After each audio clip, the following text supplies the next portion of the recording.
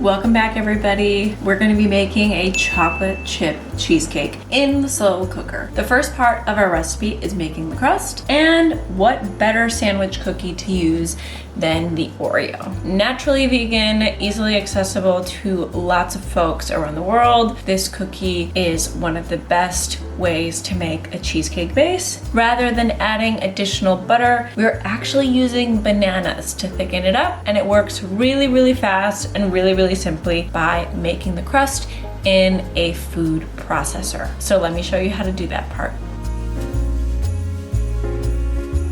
To start your cheesecake, get a food processor and add 25 double stuffed or regular stuffed Oreos to your container with the S blade, in addition to 2 very ripe bananas. Combine until the Oreos are crushed and more or less indistinguishable. Add a half cup of flour or whole wheat flour, and once again combine until a thick paste is made.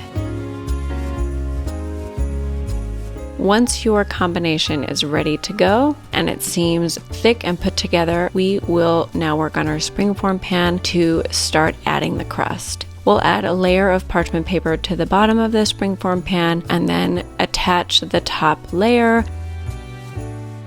Remove any of the excess parchment paper and then add a considerable amount of baking grease to the bottom and the sides to ensure that the crust and the filling does not stick to the bottom nor the sides of your pan.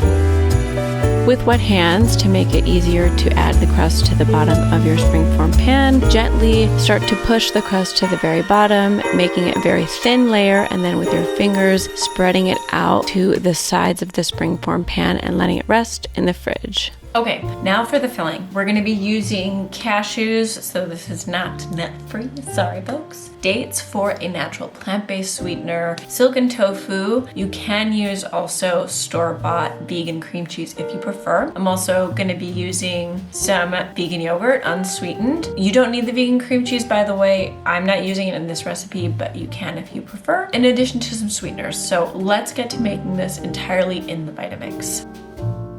So we have 2 cups of cashews and 10 medjool dates. They've been soaked overnight, and I extract the pits from the dates because if not, it's gonna make an ugly sound in your blender.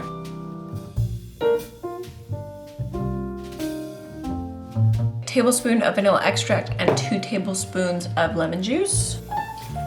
Then we're gonna add a tablespoon of monk fruit sweetener, a 1/4 cup of arrowroot powder to help it combine and congeal, a teaspoon of baking powder to help it rise since we're not using eggs, and a tablespoon and a half of white miso paste for saltiness and umami flavor. White miso paste is really good to use whenever you're trying to replicate the flavor of fermented yogurt products or dairy. Man, that monk fruit is really strong because it's fermented soybean paste and has lots of salt too. Next, we're gonna add a whole block of silken tofu. You can also substitute just a whole thing of vegan cream cheese. Last but not least, I like this Silk brand. It's unsweetened vanilla yogurt, and you wanna add about a 1/2 cup's worth. Now you just blend.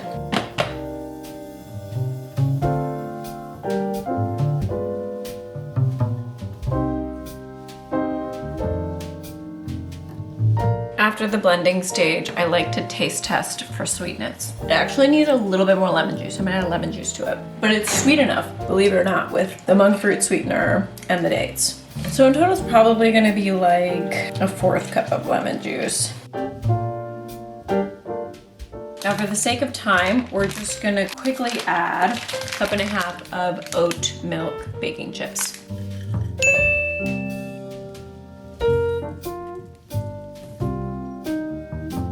It's a light blend because we just want it to be intermixed with everything. When your filling is completely made, you want to take your crust out of the fridge and include all of it to your cheesecake mold or your springform pan, making sure that you use all of that filling that you just made. With a spatula, evenly spread it in your springform pan, and then we'll get cooking in the slow cooker.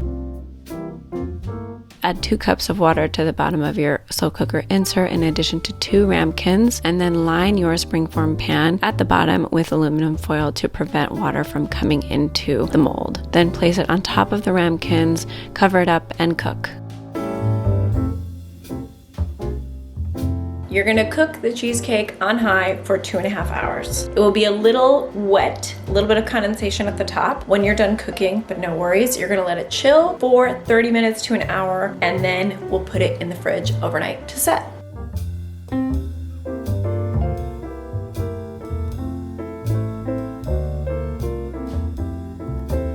It's clear that my cheesecake cracked a little bit in the middle because I forgot about it while it was cooking in the slow cooker. So if you cook it for 2 to 2.5 hours, this should not happen. The reason why it happened is because I cooked it for 2.5 and I let it be in the slow cooker for another like 15 to 30 minutes. So it was my bad. However, it's still delicious. The crust is really good. The filling, I'm super excited to try. So just know that if it splits a little bit, it's probably due to over baking. Water bath will keep the temperature in the slow cooker constant, and this shouldn't happen to you, but sometimes it does happen to me because life is busy. So let's cut it up and show you all what it looks like. This cheesecake is silky smooth in the middle, and the crust is a really, really nice pairing with the chocolate chips. Even if it's a little overbaked, the filling is still really nice intact and perfect for the holiday season. Make sure to subscribe to the channel if you're interested in PhD content, workout content. I make content because I want to show people that you can be incredibly busy but still make really healthy meals at home, and also keep up your own work if you're a student, if you're working, and also stay fit at the same time. So I'll see you all next week.